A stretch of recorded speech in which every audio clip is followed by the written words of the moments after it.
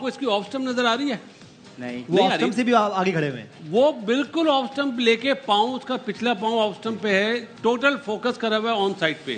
کوئی بھی bowler internationally Basit بھائی جب آپ آف سٹمپ پہ کھڑے ہو جاتے ہو آلموسٹ, تو اس سے کیا ہوتا ہے؟ آپ فوکس کریں آن سائڈ پہ کھیلنے کے لیے. ہوتا یہ ہے کہ جب آپ یہ جو 3 وکٹیں ہیں جو سٹمپس کہتے ہیں اس کو, جب اس کے سامنے کھڑے ہو جاتے ہو تو آپ ہوتا ہے کیا کہ جب کیونکہ آپ آلریڈی آف سٹمپ پہ کھڑے ہوتے ہو تو بالرس کے لیے بڑا آسان ہے کہ آپ کو وہ جب وہ جو تھوڑا سا بیچ میں یا باہر بال کرتے ہیں تو آپ آف سٹمپ پہ نہیں کھیل سکتے ہو. تو باسط بھائی کا کہنے کا مطلب یہ ہے. تو یہ جو ایڈجسٹمنٹ کرنی ہے نا باسط بھائی, وہ کیا کرنی ہے بتا دیں. صرف ٹیوننگ کرنی ہے, وہ تھوڑا سا مڈل اسٹمپ میں کھڑا ہو, بالر کو دکھائے تو اپنی اسٹمپ.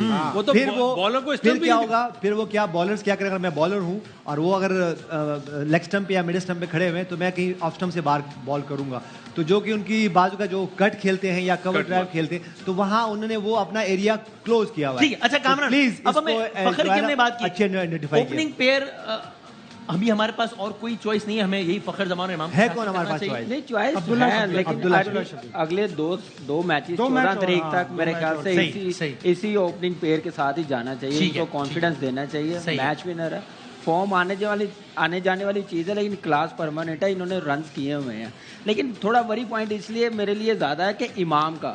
آپ اس سے پہلے دیکھیں امام رنز کر رہا ہے, 50 کی ایوریج ہے, لیکن وہ امام بچ رہا تھا, فخر رنز کر رہا تھا, تو اس کے ساتھ امام کو بھی کانفیڈنس آ جاتا تھا. جب فخر کے رنز نہیں ہو رہے تو امام بھی انڈر پریشر آ گیا. یہ بہت کروشل پوائنٹ کامران اکمل نے جو ہے اس کو تھوڑا آؤٹ آف باکس سوچنا چاہیے. اب اس کی ذمہ داری امام کو لینی چاہیے.